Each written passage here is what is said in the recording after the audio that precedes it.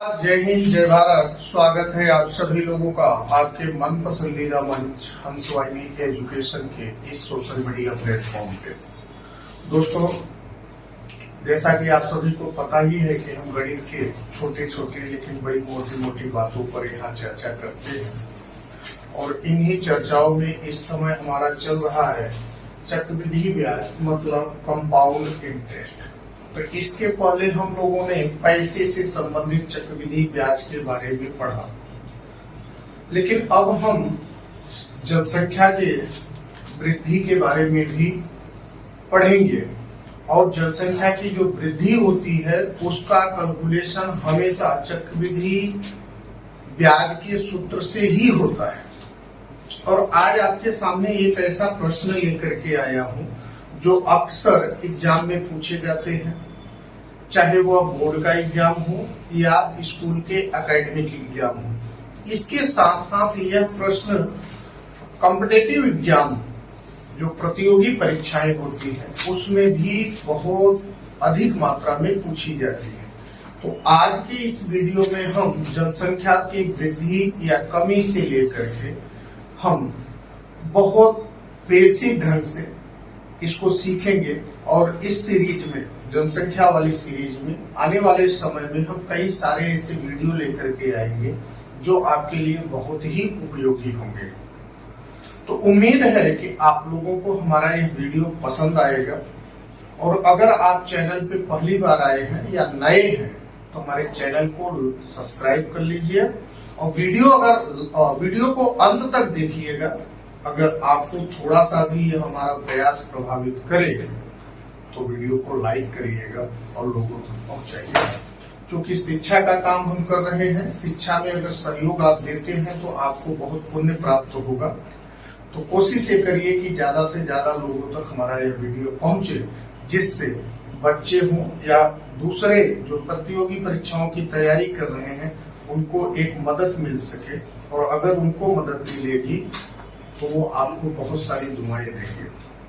तो दोस्तों, अभी आपके सामने हमारे बोर्ड पर एक प्रश्न लिखा गया है कि एक शहर की जनसंख्या 2015 में 1,76,400 थी और इसमें 5% प्रति वर्ष की दर से वृद्धि होती है।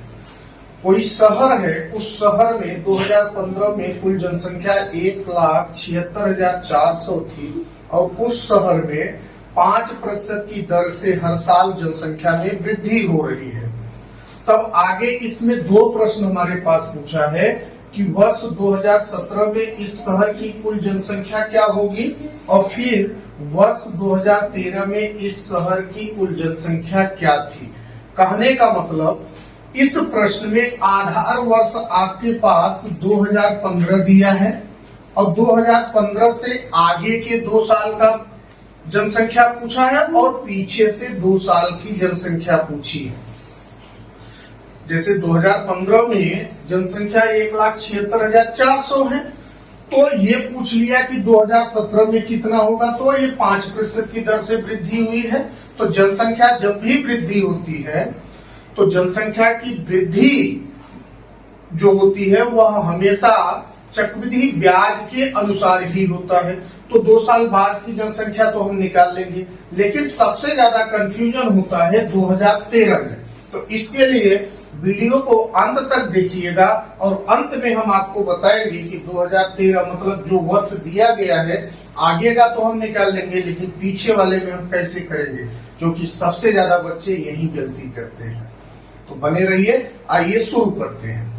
तो यहाँ 2015 में जनसंख्या 1,76,400 बताया है, तो इसका मतलब आपके पास पहले सॉल्यूशन के लिए मूलधन एक तरह से P माना जाएगा 1,76,400 और इसमें वृद्धि की दर है 5%, मतलब R के बराबर हो गया 5%।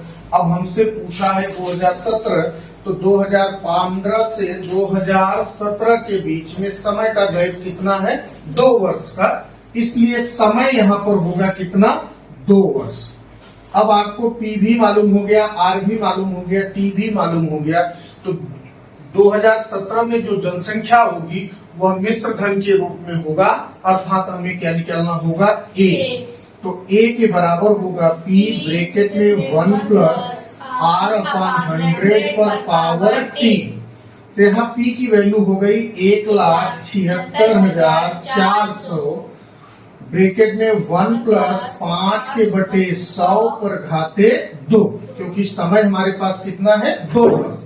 तो अब यहाँ हो जाएगा 5 एकम 5, 5 दूनी 10, 0, 20 एकम 20 21। तो 1,76,400 कोष्टक में 21 बटे 20 पर घाते 2।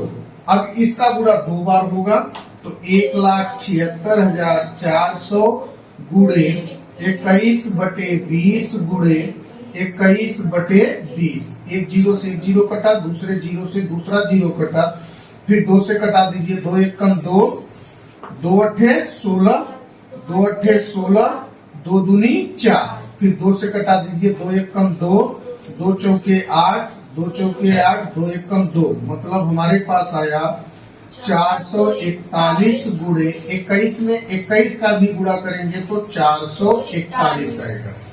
अब 441 में 441 का गुणा कर लीजिए, तो यहाँ हो गया 1 4 4 4 एकम 4, 4 चौक 16, 4 चौक 16, 1 17, फिर 4 6 7 1, यहाँ हो गया 1 8 6 4 10 4 14 का 4 हासिल लगा 1, 7 6 13, 1 14 का 4 हासिल लगा 1, 7 1 8 1 9 1। तो यहाँ कितना आ गया, 1,94,481, मतलब 1,94,481। तो यहाँ पर आपके पास अमाउंट आ गया 1,94,481। तो अब ये चीजें जो आई, ये 2017 में उस शहर की कुल जनसंख्या होगी। तो इस तरीके से हम आगे वाले समय का जो बेस वर्ष दिया रहता है, बेस वर्ष से आगे का अगर पूछता है तो हम वहां पर आराम से वहां की जनसंख्या, उस वर्ष की जनसंख्या निकाल सकते हैं। लेकिन अब समस्या खड़ी हो गई कि 2013 में पूछा है, मतलब बेस वर्ष 2015 की जनसंख्या दी गई है और इससे पीछे का 2013 में पूछ रहा है। तो अब आप थोड़ा सा दिमाग पे जोर लगाइए कि 2013 में जो जनसंख्या होगी वह उसका क्या होगा, मूलधन। क्या होगा, मूलधन। और 2015 की जनसंख्या जो होगी वह उसका क्या होगा, मिश्र धन। तो कहने का मतलब जो आपको बेस वर्ष दिया है 2015 में जनसंख्या, यह आपका 2013 के लिए क्या बन जाएगा, अमाउंट। क्या बन जाएगा, अमाउंट। अब आपको पी नहीं मालूम है तो हम ऐसे में क्या करेंगे, 2013 की जनसंख्या को मान लेंगे। क्या करेंगे, मान लेंगे, या 2013 की जनसंख्या को हम क्या मानेंगे, पी ही मानेंगे। आई बात सुन में, क्योंकि 2013 पीछे का पूछ रहा है तो भाई 2013 में भी तो 5% की वृद्धि से बढ़ा होगा, तभी तो आकर के 2015 में 1,76,400 हुआ। तो 2013 में स्वाभाविक सी बात है जनसंख्या क्या रही होगी, कम रही होगी। तो इसके लिए हमारा यह 1,76,400 2013 की जनसंख्या के लिए क्या होगा, मिश्र धन। क्या होगा, मिश्र धन। तब यहाँ हम लिखेंगे 2000 माना 2013 में कुल जनसंख्या